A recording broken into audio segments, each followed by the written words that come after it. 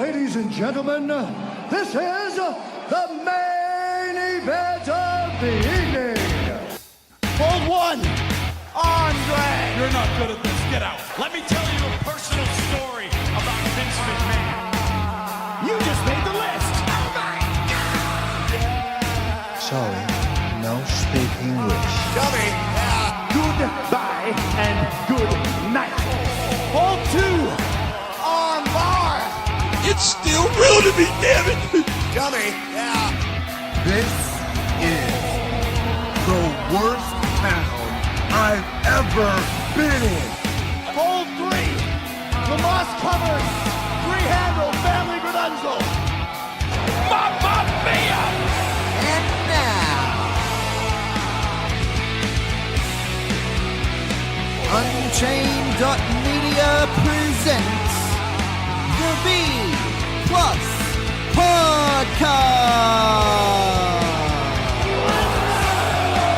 with your host, Greg Unchained. It's me, Austin. It was me all along, Austin. Number 4, armbar. I will never retire. I still got 200 more. I got 200 more holes to list. All right, ladies, gents, and non-binary friends, welcome to the B Plus Podcast. I'm your host, Greg Unchained. Today is Thursday. You know what that means. It's a view from the WWE Universe, but that's not what you're tuning in for.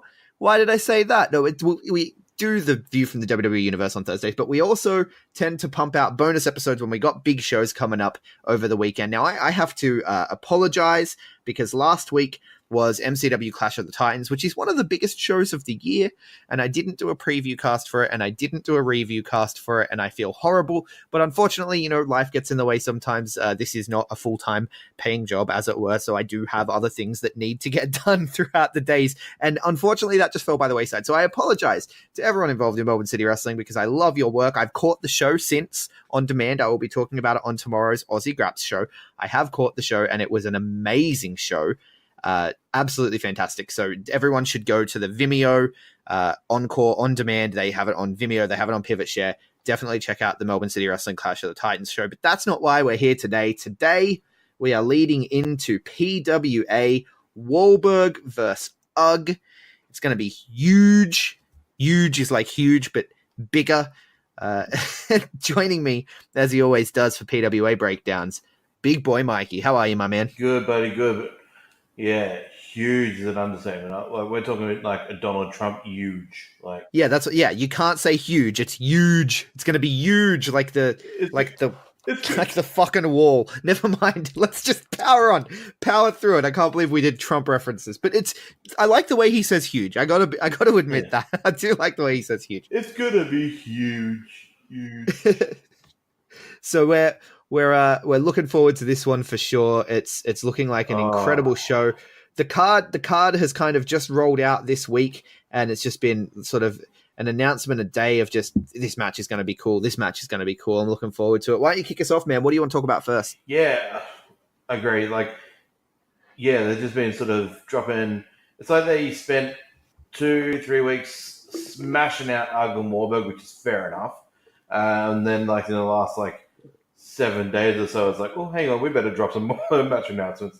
Yeah, I know. Earlier in the week when I said to you we're going to do earlier in the week, we're doing this on Wednesday, but I think it was like Friday last week or Saturday or something where I was like, oh, we got to do a preview at some point for the PWA show, and you were like, I don't think we can, man. They haven't announced anything. I was like, fuck it, let's just talk about Wahlberg versus UGG for half an hour because it's that huge and it's been built that well. Yeah, but they have very quickly created not created because I'm sure they've been in the works for some time, but they have put together a stellar card that is different.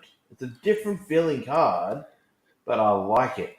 There's some different matchups and that's the thing with PWA is their storytelling is so solid that they have 4 or 5 threads that they can pull on at any one time to make a card. Like it's not, they're never going to have trouble putting a card together. No. Well, maybe in April, but we'll talk about that on the review card. I mean, like there's a story playing out. We'll run through the card and we'll get there. But there's a story tonight where, for Saturday night, where 3 members out of the 7 people involved in the storyline are currently overseas that won't be there, and they're still able to pull off something to do with it, which is amazing, which is going to be cool. So we'll touch on that when we get to that match. Yeah, absolutely. But yeah, look, let's start with the most recent match announcement, which it came today. A really fun Fatal 4-Way was announced. It's going to be very interesting. Adam Hoffman's been involved in a lot of Fatal 4-Ways lately in PWA, but yeah, hasn't he? I'm pretty sure on one of the on-demand releases, he sort of went off saying he wants more one-on-one competition. He wants more serious matchups. Yeah, and that's where he attacked Paris at the end of it. That was the Fatal 4-Way with Paris involved, and he attacked Paris at the end. Yeah, I mean, look, all 4 competitors in this is going to be, they're all fantastic. We're looking at Jax Jordan, Adam Hoffman, Tyler Payne, and Michael Spencer, the Prince of All Wrestling. Jax Jordan, of course, representing the Black Shirt Cool Group, my mortal enemies. Yep, absolutely. Black Shirt Cool Group. No, there's nothing cool about it. No, I'm kidding. There is nothing cool about black shirts. Thank you, Mikey. Thank you. I'm glad someone said it. I'll pay you later. I'm going to say big props to totally off track here, by the way. Big props to Mikey Nichols, who released a new shirt on Pro Wrestling Tees this week. I had mad. Yeah. It was a white T-shirt. I'm like, thank you. Yeah, and I have a World Beater T-shirt, Damian Slater, which is a nice dark navy.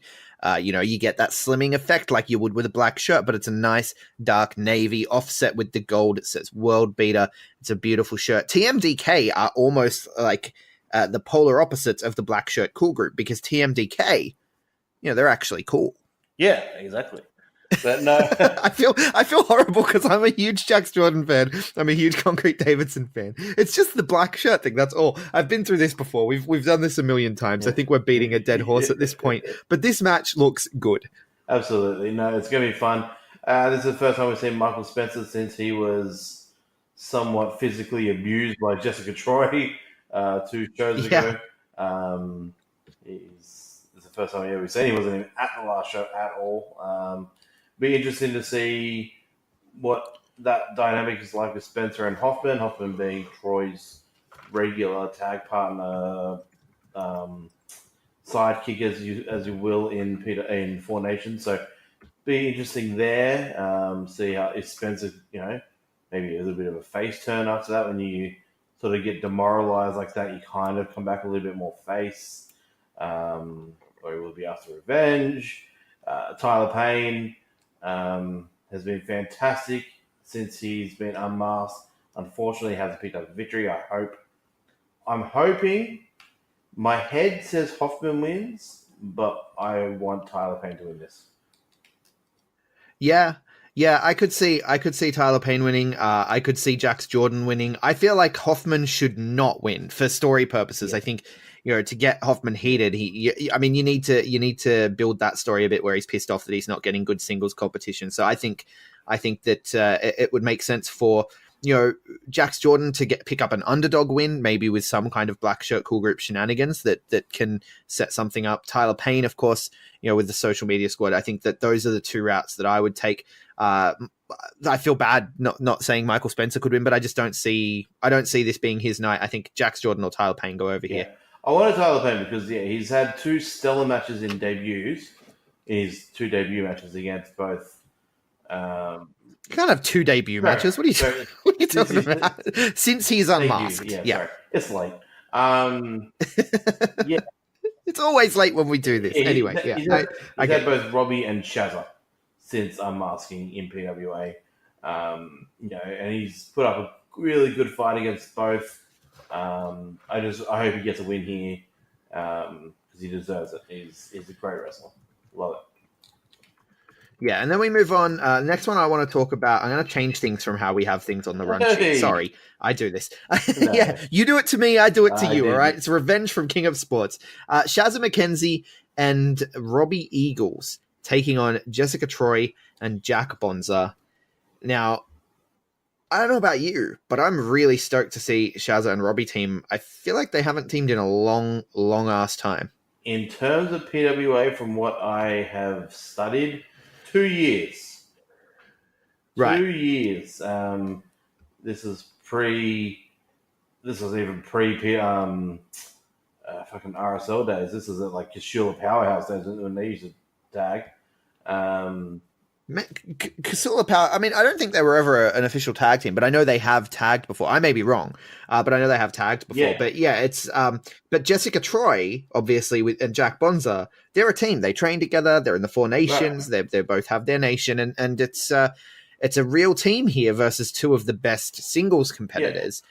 And you know how I feel about singles competitors in tag team action. But the thing is too, I mean, both of these singles competitors, Shazza McKenzie and Robbie Eagles, they have had their experience with tag teams in their day, and they're formidable competitors. And given the implications here in the build to the PWWA title match with Jessica Troy and Shazza McKenzie, I think this is a really interesting matchup. Right, and there's history here. There's a lot of history here, especially with, there is going to be moments in this match where it's Robbie versus Bonza one-on-one.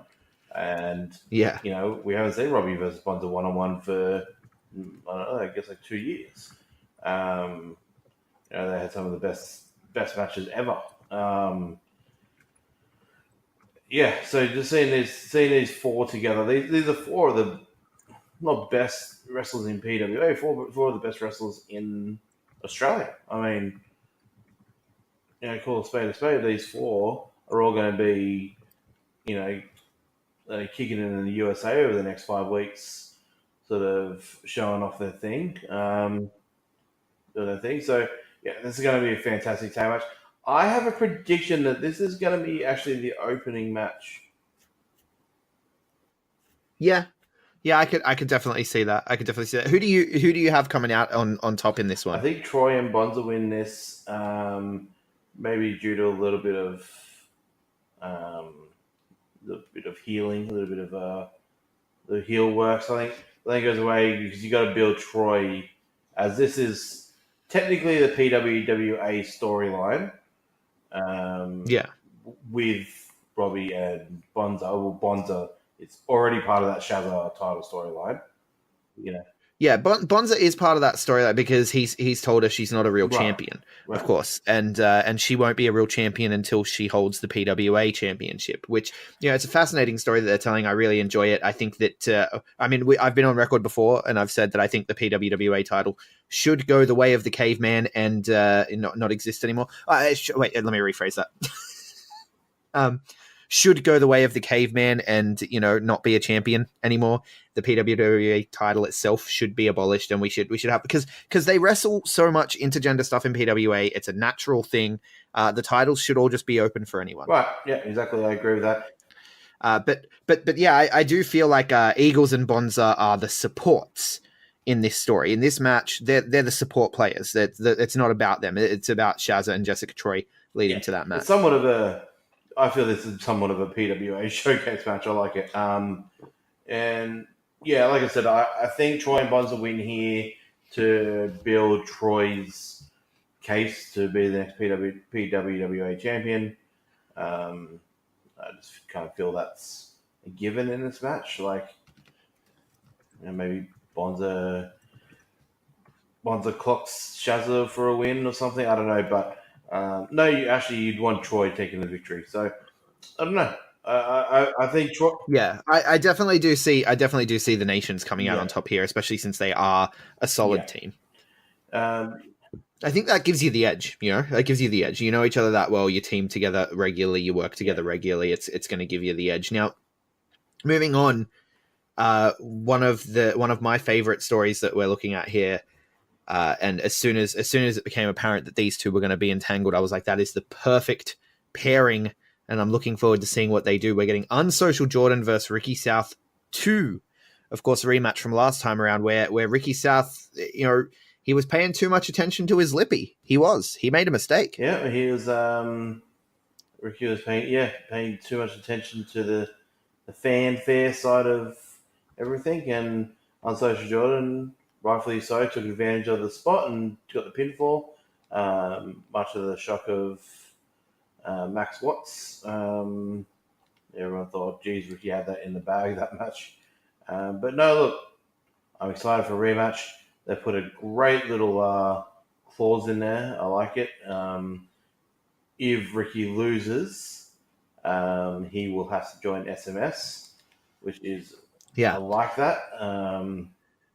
It's one of those stipulations, though, that I never quite understand, because he'll never really be part of the group. Like, it doesn't like, say so he loses, he's now forced to be part of SMS, and like, you know, they'll drag him around and make him do the pose and all that sort of stuff. But he'll never really be a part of SMS. Like, there will always be that friction. The story will continue with that friction, obviously. So, I mean, from a storytelling perspective, I understand it, but also, I'm not a huge fan of that kind of angle, if that makes sense. I could see. I mean, he's too much of a fan favorite, but the PWA office isn't a WWE office. Just because you see money in babyface, you can turn a heel.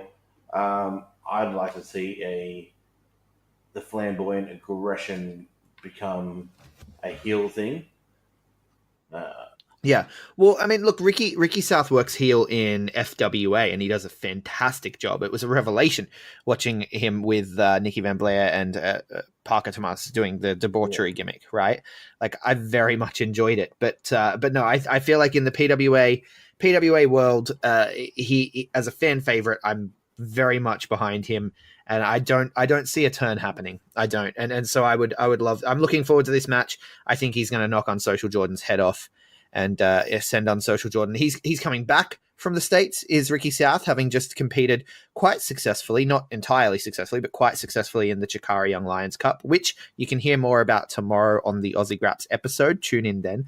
But he's coming back from the States. Unsocial Jordan's about to leave to the States, and I think Unsocial Jordan is going to leave with a very sore body and his head detached from his shoulders. Absolutely. But yeah, they're going and coming, not just from the same country. They're going back to the same city. I think same location. Yeah, Philly.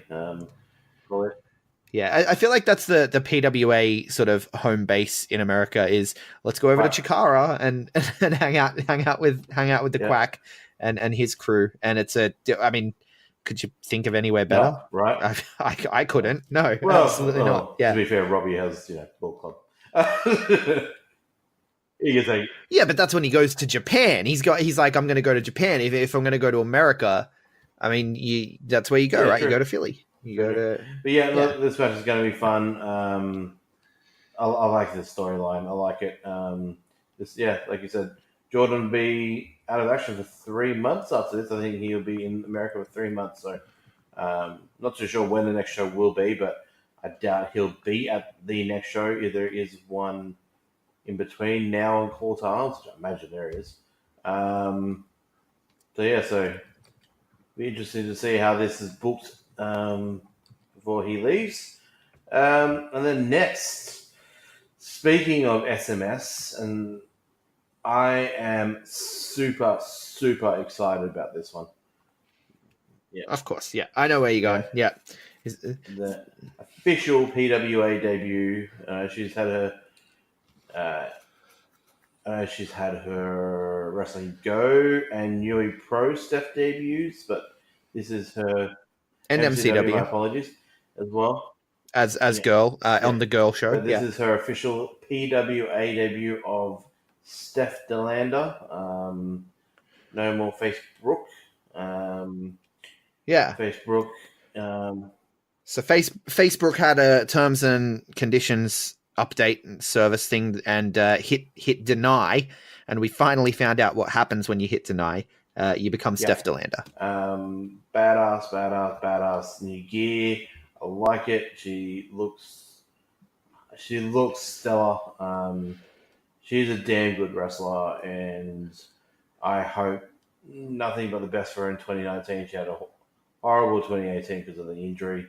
But yeah, this is going to be fantastic. She's already had a great start to the year. I'm fairly sure I've said it on the podcast, on our top 5 women we've seen live, maybe, or even on our New Japan podcast where I was watching Wrestling Go instead of talking about New Japan. But I'm sure I've said it on the podcast. If I haven't, I've definitely said it on Twitter. You can find me on Twitter. I'll give the plugs at the end. But Steph DeLander losing the mask, best thing that ever happened. Best thing that ever happened. Seeing her facials, and I know she spoke to the On The Turnbuckle guys. You can go back and have a listen to that.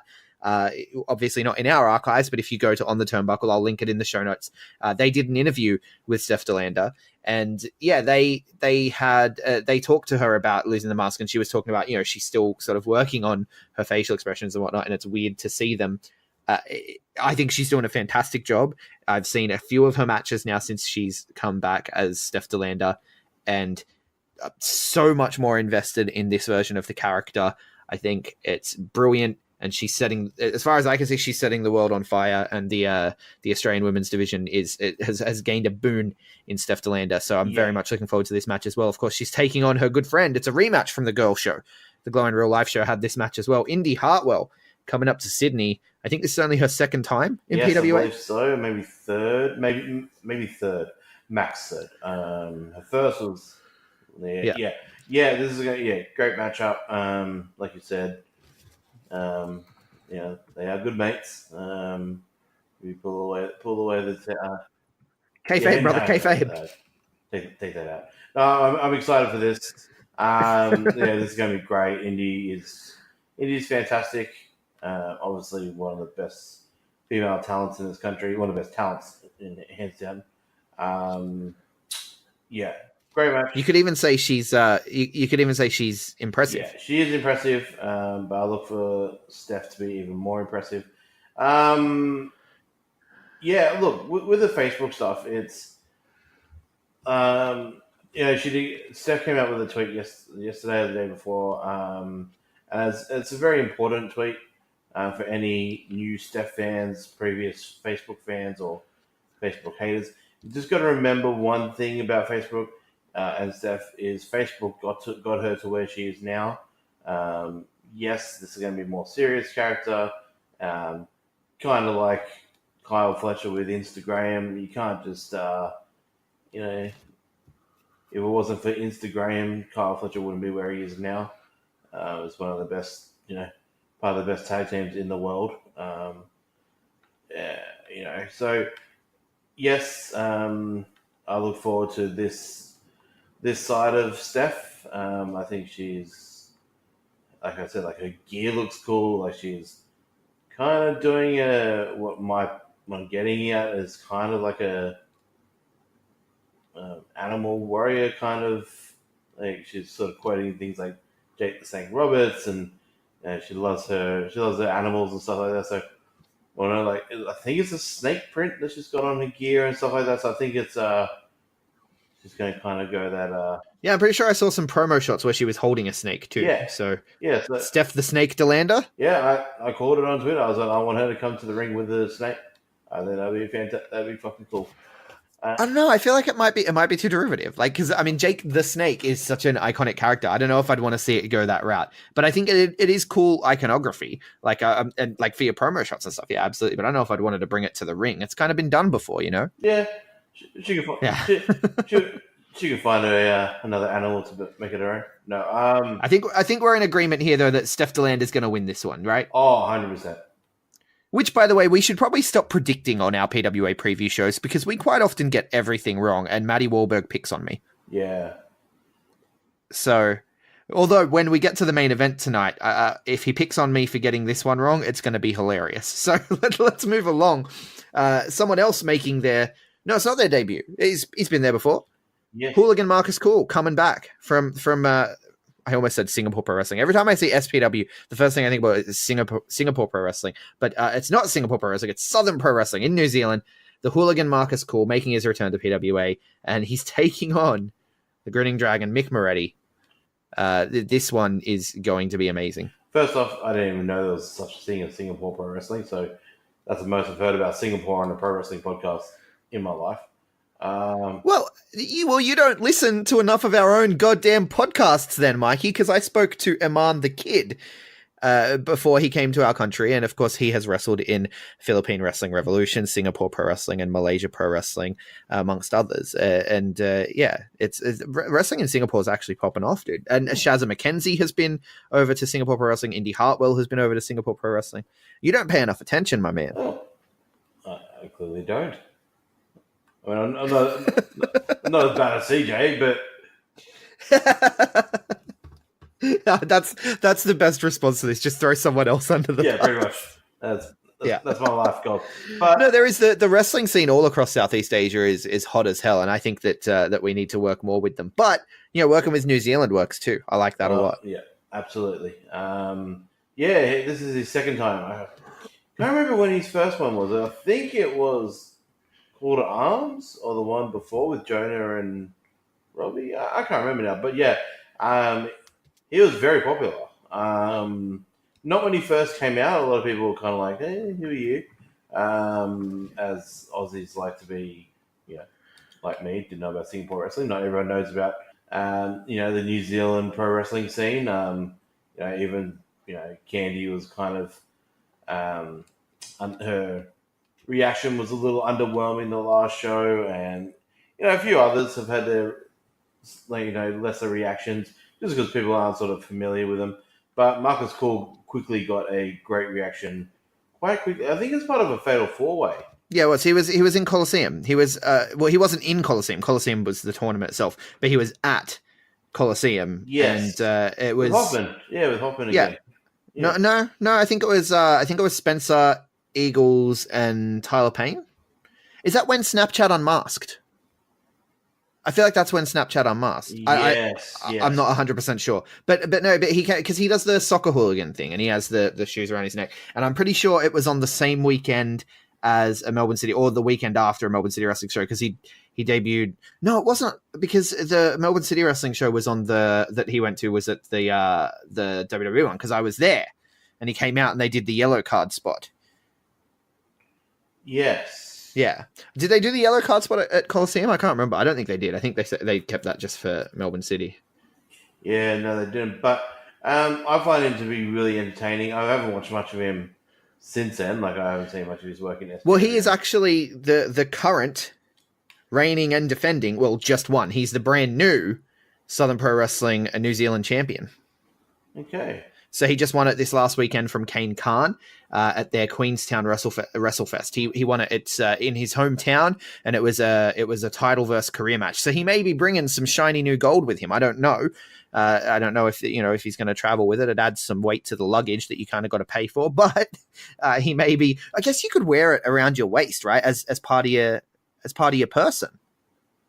Yeah, well, I'm The guessing. way to get through it without having to pay extra. I don't even know. And I'm guessing this is. This is no joke. I'm not being sarcastic with this, but I don't know. Maybe with New Zealand's, maybe border security is a little bit tougher. Don't know that if things like that will get through at the moment. Maybe not. I mean, it's a championship belt. I don't think that it's not.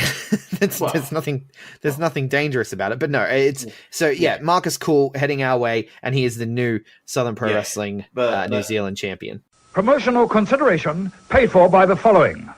Hey everyone, just want to take a second to tell you about one of our new sponsors, Outbreak Nutrition. Outbreak Nutrition are creating supplements for survival, sharper minds, quicker reflexes, all the energy you need to take your performance to the next level, whether that be on the field, in the gym, on the gaming field. That's right, they have specifically designed gaming supplements as well to help you focus on those late night sessions. They even sell coffee, you guys, at Outbreak Nutrition. You can get coffee pods, you can get coffee beans, you can get supplements for the bedroom as well if you want to enhance your performance there. These are performance enhancing supplements for every aspect of your life, specifically designed by gamers, for gamers, to stay fit and healthy in the gym, to stay sharp and focused on the game, and to dominate in all areas of life. So check out OUTBREAKNUTRITION.com, and for being a listener of our podcast, they will give you 10% off your order when you enter the code B+. That is BPLUS at checkout. So make sure, if you want to stay on top of your game, if you want to take your performance to the next level, OUTBREAKNUTRITION.com, enter the code B+ at checkout. All right, guys, just before we get started, I want to take a second to tell you about a game I've been playing on my iPhone. You can get it on iPhone, you can get it on Android, all the tablets and what have you. It is called the Muscle Hustle app. They are good friends of the show, and they were hooking us up with codes to sort of help you guys get ahead if you were to decide to play the game. But unfortunately, in the latest software updates with iTunes and what have you, the codes aren't working. So we're trying to get that fixed. But in the meantime, if you click the link in the show notes and download the Muscle Hustle, it's a fantastic game. It's you collect wrestlers and train your wrestlers up, all with unique individual gear and everything to raise them through the ranks from jobber to superstar to legend. You go around collecting the titles, and you can even play with your friends. So unfortunately, no leg up to offer you, but if you hit the link in the show notes, it will let them know that we sent you, and it'll help us out, it helps them out, and it helps you out because it's a really fun game to play. So check out the Muscle Hustle app on iOS, Android, and all your mobile devices. The link, of course, is in the show notes. But let's talk about his opponent. The current black medal holder. Yeah, that's something that you're not going to get through customs. Yeah. I realized the other day I got excited after watching PWA. Aerostar won the Reyes de Reyes, which is the sword as well. And I got excited. I'm like, oh, Aerostar's going to be in Sydney for BCW.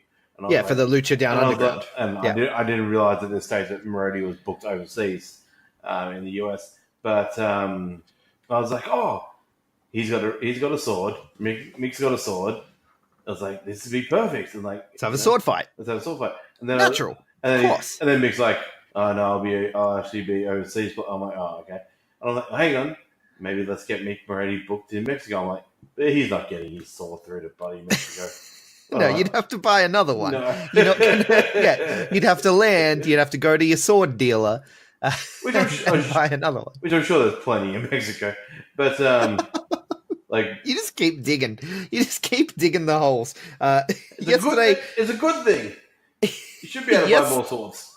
Yeah, more swords in wrestling. Just more swords in the world. But yeah, back to the king of Australian swords, Moretti. Yeah, this would be a fantastic match. I reckon it's going to be so fun. Yeah, absolutely. Because both guys are fantastic wrestlers, but both guys also can work quite a fun match if they're called on to do so. And I feel like that could be. I mean, looking at the rest of the matches here, I don't see much room for big comedy spots, maybe in Ricky South on Social Jordan, but it's been built in such a way that it's getting pretty serious. So I feel like this is going to be a more lighthearted match for the night. Yeah. And I think you're going to have some fun with the Hooligan and the Grinning Dragon. Yeah, and if you like you said, if Marcus just became a new champion over there, he would have taken that very seriously. Moretti had a very serious February, like he both here in Sydney and up in Gold Coast and stuff like that. He had some title defenses, won the black medal. So he had quite a serious February. This is kind of I'm not saying it's a throwaway match for either guys. This is great match. But kind of like okay, you guys have both worked very hard. Let's have a good match, but you don't have to put in 110%. You know what I mean? Yeah. I think you're still putting in 110% when you're going out there with the role of. I mean, you would never say that Colt Cabana. I'm on a real Colt Cabana kick lately. You'd never say that Colt Cabana is not giving 110% when he goes out there and does his shtick, or Joey Ryan, right? Like I feel like it's just as an important piece of the puzzle to a wrestling show. It can't just all be, oh, I'm a badass, I'm going to kick your ass. You slept with my woman. Like it. I was watching the South Park episode earlier today because I spent a lot of today in bed feeling very unproductive, and they took her jobs, and it was in my head. I don't know. Anyway, what the South Park guys think wrestling is hilarious, but they're not wrong. But no, it's the comedy stuff. I feel like you sell it short when you're like, go out there. You don't have to have too much of it. No, it's still a vital piece of the puzzle. No, I don't think they will. I'm just saying, like. It's kind of that match where if they wanted to blow off a little steam and not I'm not saying not to take it seriously, but like considering what, especially Mick, Mick had a big February, like that match, that 60-minute match. I mean, like even like Bonza's put in a tag match this month. Both kind of had a really massive February with that tournament, with the tournament final. Nearly one of probably the best matches I've ever seen in PWA. And this sort of is like all right, let's obviously let everybody else shine. This is going to be good matches. But you kind of, if you didn't want to put 110% in, you didn't. You know what I mean? Like, I'm not saying they would. I get what you're saying. It's fine. I'm not selling them short. Are you picking Mick Moretti to win this one? Continue that momentum from the from the big win that he had with the sword. See, I'm calling for an upset. I'm calling for an upset. I think Mick Moretti he takes it too easy here, having just won the sword, thinking he's hot shit.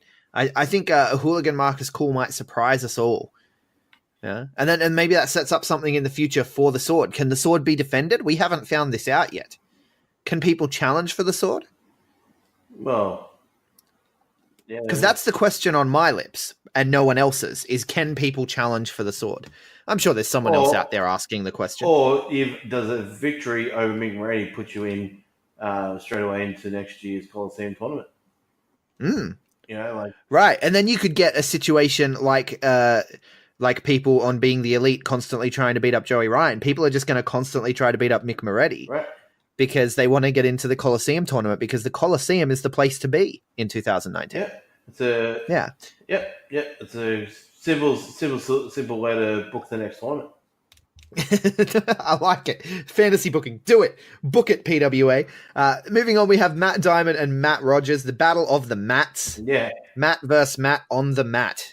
I don't know how to market this. That's why it's not my job. Matt Diamond, Matt Rogers, and this one actually is part of a wider story with the Velocities, obviously, trying to get Matt Rogers to join. Now, am I right in saying that if Matt Diamond wins, Matt Rogers has to join the Velocities, and if Matt Rogers wins, then the Velocities have to fuck off, mate?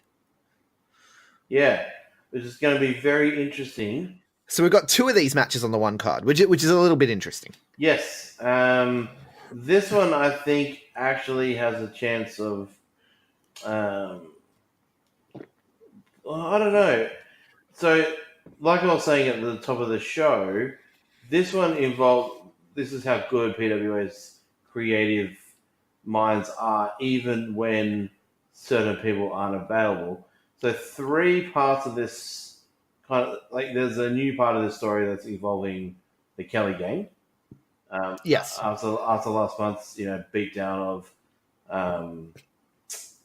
the Velocities, which led to them walking past Matt Rogers at the back, and he didn't come out and help them, and it's kind of led to all this shit. Well, stemmed from other shows from them. Fuck off, cunts, and all that sort of stuff. And I will say this as well. Elsewhere in the world of Aussie Graps, Matt Rogers has beef with the Kelly gang, right? Yeah. And so it's not impossible that Matt Diamond wins his respect, and he's like, all right, let's get rid of these North Shore wankers together. Yeah. That's not impossible, and that's actually how I see it going. I think that Matt Diamond's going to put on a good showing because, like you said, the Velocities are involved. They're over in the UK. The Kelly gang are involved, and I'm pretty sure at least Jackson Kelly is overseas at the moment. Yes. So we've got a lot of guys overseas at the moment, leading into Mania. People are off taking the bookings in wrestling's hot season. Get it, guys. # now we conquer. Make us proud. But yeah, so Matt Diamond, Matt Rogers, I feel like this is a big win here for Matt Diamond. Looking forward to it. I agree. However, I was like you said, it's only Jackson Kelly overseas. Is Will Keatis and Sam Osborne potentially get involved? Will they take advantage of the fact that the other Velocities are not there? Right. Yeah, because then that turns into and there's a kind of like break into maybe a post-match beatdown of Matt Diamond. I say Matt Diamond wins. Post-match beatdown potentially from those two, and with Matt Rogers making the save. Yeah, potentially. I yeah. feel that. I could see that for sure. I feel like either way, the outcome of this match, win, lose, or shenanigan, DQ, draw, whatever, Matt Rogers ends up on the side of the velocities here. Oh, agreed. Yep. Do we think we're both thinking the same thing? Yeah. Yeah, and this is one that Matty Wahlberg's going to probably and Carter Deems will probably pick on me for getting wrong. So good on that. But let's talk about the man himself, Matty fucking Wahlberg. He gets that title shot. He's been calling Caveman out forever, it feels like. Ever since defeating Jimmy Havoc back in the first week of January, first show of the year, Matty Wahlberg's 2019 has been on fire. He's been calling out Caveman Ugg. He deserves the title shot. We all have said it. He's probably the best thing going in Australian wrestling at the moment. And he gets the match. Caveman Ugg has accepted. And since accepting, Ugg has gone completely silent again. I mean, quite simply, if Matty Wahlberg doesn't win, I riot. No. If Matty Wahlberg doesn't win, we complain online. Probably. No. No, look. I love Ugg. I really do. He's really fun to watch. But Matty Wahlberg deserves that strap right now. I agree. And you need to put, if Matty Wahlberg is a consistent performer in your company, give him a fucking title around his waist. I don't care what title it is. Put titles around that guy's waist because he deserves them. I don't care whether he's face or heel. He's money. Yeah, I don't care. He's money. I don't care if he's straight face up or money heel in your company. He's straight money. He is the best number one promo guy in the state, maybe country. I don't get to watch a lot of everything around the country, but from what I've seen, I feel Matty Wahlberg is the number one promo guy in the state, 100%. I don't think anyone even comes close to him. I can get behind that. I can get behind him being the best promo guy in the country. I mean, look, Mick Moretti is a great promo. We've got a lot of great promo guys, but I don't know, man. Like, if you've watched the Matty Wahlberg 21st Century Success Story web series, which we've got 2 episodes of so far, and it's, I mean, I assume there's going to be a 3rd one coming soon, but we've got 2 of them so far, and it's just hands down. You can't, like, I watched that and I feel like it's a face turn. Because he's always said, like, I'm just being honest. I'm just the most honest guy in PWA. I'm not afraid to tell it how it is and stuff. And when he says, look at this work that I'm putting in. Ugg's not doing this. Ugg's, doing flips with kids at some gymnastics class or whatever. And Ugg's playing Super Smash Brothers. And he's right from what we see, right? Like I said, Ugg's gone silent. We don't see what Ugg is doing. And could this be the story of stripping away the braggadocio that Matty Wahlberg flaunts? Because Matty Wahlberg does that. He comes out, he flaunts it. He's like, I'm the best, I'm the greatest, I know it. And could this story be, Caveman Ugg doesn't need to talk because he just does what he does in the ring and he wins? So could Caveman Ugg walk out on top?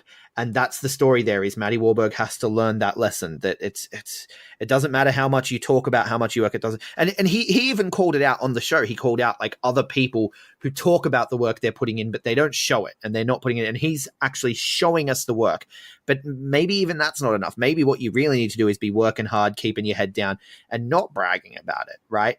Maybe that's a lesson that gets learned here. But then in the 2nd episode of that series, of the 21st Century Success Story series, he stripped the braggadocio away himself. He stripped it all away. That's where I say he turned face on me, because he's after his match with Robbie Eagles at Nui Pro, and he goes up to Robbie and he's like, look, I'm sorry for being an asshole, man. I do this for you. I do this to make you proud. Like, go watch it, people. If you haven't watched it, it's one of the most heartfelt, just sincere. I haven't seen anything like it. It's amazing. And he pulls that mask away and he acknowledges openly. He's like, I talk all this shit because I need to. I need to make people the enemy, because if I don't make them the enemy, then I'll get complacent. If I don't make you the enemy and I need to be better than you, then I'll just be complacent and I won't be better than you. And then I'll lose. Yeah. And I can't lose. I have to win. And he strips it away. And I'm like, when you're that honest, when you're that transparent, when you're willing to get that raw and emotional with me, I cannot boo you. I can't. And like, even from a standpoint of, I believe in boo the bad guys. I 100% believe in boo the bad guys. But I would not, if I was in the crowd for this match, I would not be able to boo Matty Wahlberg. And there's I just wouldn't. 100% no chance I am. Yeah, like you said, he's so honest. I kind of get that. I never really spoken to him about this, and I've always wanted to know. And I know as part of his background. I mean, he has had a past in mixed martial arts and all that. Yeah, a lot of his promos, the way that he is as a person, it's very Conor McGregor-esque. There's a raw, personal side to him that he brings out when he needs to. There's the money side and the cockiness and it's very Conor McGregor-esque. I don't know if someone that he idolizes away from the wrestling ring and into that side of life or promo-wise. But yeah, like you said, for me, it felt like a heel turn, a face turn. And in a weird way, this whole Wahlberg thing has kind of made weird heel. Right, because he didn't respond when he was called out. He took his time. He sort of, it felt like he was dodging. It felt like he was dodging. Like Matty Wahlberg's like, "Where are you, man? Where are you?" And he was nowhere. He was playing Super Smash Brothers on Twitch, and it does feel like he's been avoiding. He's been dodging. I'm looking forward to this match a lot, like a lot. And I'm sorry, I love Ugg, but this title reign is lackluster. Right.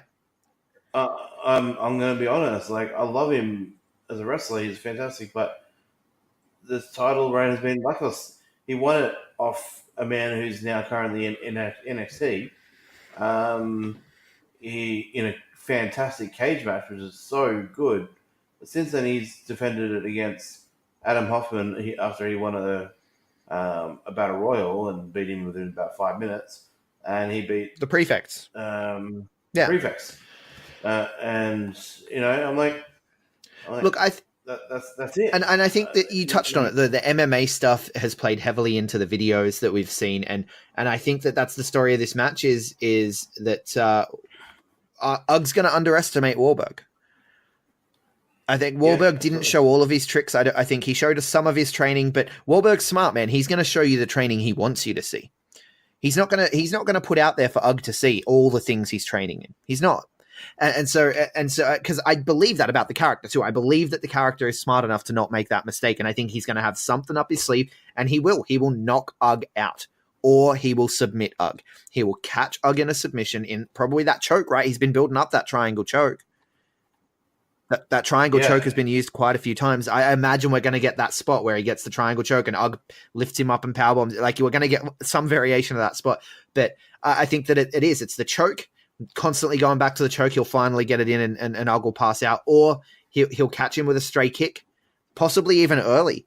You could see this match ending in within a minute and a half, right, with a stray kick or something that he manages to land that just knocks Ugg out. And I think that could be the story here, is Ugg underestimating Matty Wahlberg. That's the other way the story could go. And let's take a look at it. Do PWA have a show in April? It hasn't been announced, but do they have a show in April? No, they haven't, and I don't think there will be anything. A lot of the people are overseas. Yes. But Matty Wahlberg's not. No, he's not. We got Robbie, Bonza, Moretti. Look like Bill Pierce is over there. Caveman, Ugg is. So Ugg's gone, Shazza McKenzie's gone, Robbie's gone, Bonza's gone, Moretti's gone. Unsocial Jordan's gone.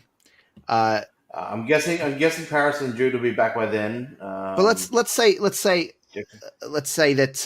you got Matty Wahlberg as the champion. Who says the Babes don't hold a celebration show? Who says the Babes don't have another one of their big shows and give I don't know, maybe he gives Ricky South a title shot, right? Ricky helped him, steel sharpens steel. We saw that as part of the series. Ricky South is the man who's helping train with Matty Wahlberg. Him and Luchi, of course. Luchi's a big part of that as well, in what I'm calling Camp Wahlberg.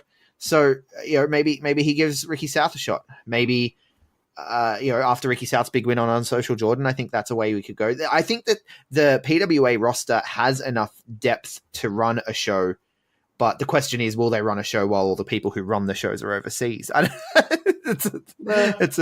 Yeah. Maybe Madison will still be here. She'll be over there. So, yeah, you never know. But... So I think that as well, with a lot of your big stars heading to America in April, if you have a show on the cards for April, Matty Wahlberg needs to be a champion. Like from a peeling back the curtain, from an organizational standpoint, I look at it and I'm just like, he needs to be a champion. He goes in May over to the Fale Dojo. It may be a short title reign, but he needs to be a champion in April. I really feel that way. I agree. Yeah, I agree. And he deserves it too. Because I've heard rumor. I don't know if anyone from PWA listens to this can let us know. I've heard rumor that they're aiming for every 5 weeks for a show. Right. Like, that's just something I've heard. A couple of fans have said. I remember I read that on the Discord or somewhere.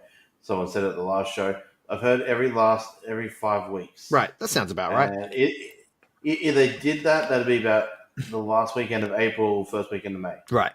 Which sounds about right. Yeah, well, a lot of the people will be back then as well, I think. I think a lot of people are just going over for the Mania weekend and not necessarily staying. Some people are staying longer, of course, but... Yeah, I think Meridi's doing a whole month. I don't know about the rest. Shazza and Unsocial Jordan are there for a while. Yeah. And quick little side note, I really hope Matty does win, and I really hope he's taking this week seriously. So much seriously that I beat him in PWA Supercoach. So thanks. What's PWA Supercoach? So we've got a little Supercoach league between a couple of the fans. All right, you were telling me this is like PWA. Fantasy NRL, right? Yeah, fantasy NRL. Right. Let's call it. My opponent this week is Matty Wahlberg, so hopefully he's very distracted. He's too focused, man. He's too focused. But he's also Matty Wahlberg, and what he does best is win. So even though he's focused on UG, I still feel like he's going to demolish you, brother. Yeah. And I just got to say, I love Will Keatis' team name. I hate Paris. Keeping it alive. No, but here's the thing too. I've picked Matty Wahlberg well and truly. I picked Matty Wahlberg for this match. I think that I think from every perspective, it makes sense for him to win. I mean, there is a story there if he doesn't, and I think it's a compelling story as well for both him and for UG. If he doesn't win, there is still a compelling story there. But as far as I can see it, Matty Wahlberg wins. So if I get this one wrong, Matty, I dare you to pick on me. Absolutely. Because it means you lost, brother. So yeah, let's call it there though. That's the big main event. We can't call it. Okay, all right, fine. We can't call it. We forgot about the biggest battle of the week in PWA. Oh, the true main event taking place tonight on Twitch. Tonight on Twitch, the sanitation leader debate. Sanitation commissioner. You got to get it right. My apologies. I am team Luchi all the way. Me too. I think that people don't realize this, and Tree Hugger Luchi is someone else who did an interview with Wrestle Radio Australia last week, and you can go back and listen to it. And he made a point that was a really good point. People don't realize this, but Big Fudge is the heel here. Big Fudge is the heel. He wants to pollute our planet. Yeah. It's like Daniel Bryan wearing that shirt on SmackDown a couple of weeks ago. It's like, how can you be heel wearing that shirt? Like, it's a little odd because you get preachy. Like if you're getting preachy about it, people don't want to hear it. So I understand that. But yeah, Big Fudge is it's an interesting character. But so I'm team Luchi in that respect. Like if I was gonna vote seriously, I think Luchi's the guy you want, right? Because he does care about these issues, but.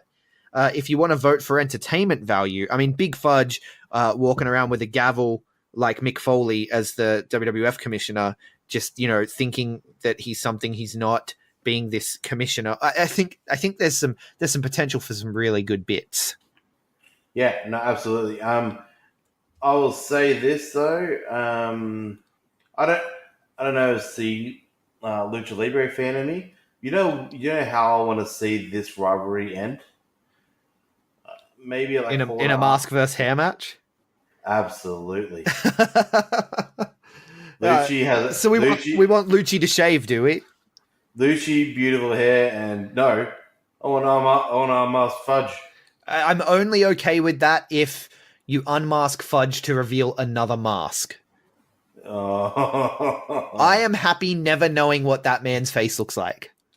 I'm sure it's a beautiful face, don't get me wrong. But, I mean, I just love to give it, like, in Newcastle Pro where they did the same stuff, and Jack Bonza took the mask, and he was like, "Where's my face?" Right? Like, I love that the mask is his face, and I don't want to see that ever go away. And the mask itself is beautiful. It's my favorite mask in Australian wrestling, because it's kind of a bit of a tribute to the Los Ice Creams, right? With the little bit of fudge there out of the top instead of the cone. I love it. I love everything about it. And I could see either one of these guys becoming sanitation commissioner. And as well, I have trust in PWA that they're not gonna. This won't be a worked vote. I have the trust that they're actually going to listen to the people, and Big Fudge will win. Well, yeah, it's going to be very interesting. So that's 8:00 tonight on Twitch. On Twitch, yeah, 8 p.m. for you guys, which is 7:30 p.m. for me here in Adelaide. It is 5 p.m. I think in Perth. I feel like I'm missing some time zones, but check your time zones, people. 8 p.m. Sydney time for the Twitch debate between the two candidates for sanitation commissioner. Do we think it ends up in a match the next night, or do we think that's it? Potentially. Yes, potentially. Because we haven't seen these two get a one-on-one match out of this yet, and the story's been going for a while. I'm really keen for it. I'm excited. Yeah, either tonight or the next show, or potentially they drive it all the way through to Quarter Arms in August. But I don't think so. But so that's tonight on Twitch. We'll see you in the chat, because I'll be watching that one live as long as I get all of my podcast stuff done, because Thursday is my busy day. But before, I guess that's everything, though. So people can catch you at the show, and where can they find you online, big boy? Yeah, you know what? I'm not going to talk about my Instagram anymore because I don't use it that well. But I'm just Twitter. Go to Twitter. I'm a Twitter boy. At Mikey Stanley 86 on Twitter. I give my Instagram, it's mostly just pictures of my kid watching wrestling and doing ridiculous shit. So yeah, I don't know. I'm not great at Instagram either, but I am at Greg Unchained on Twitter, at the Greg Unchained on Instagram, and we collectively are the B Plus Wrestling on Twitter, the B Plus Wrestle on Twitter, because wrestling wouldn't fit the B Plus Wrestling everywhere else. Like, share, subscribe, 5-star review if you like what we do, and thank you so much for listening. Hold one. Arm drag. You're not good at this. Get out. Let me tell you a personal story about Vince McMahon. You just made the list. Sorry, no speak English. Dummy. Goodbye and good night. Hold two. Arm bar. This is the worst town I've ever been in. It's still real to me, damn it. Dummy. Hold three. The moss covered. Three-handle family Granunzo.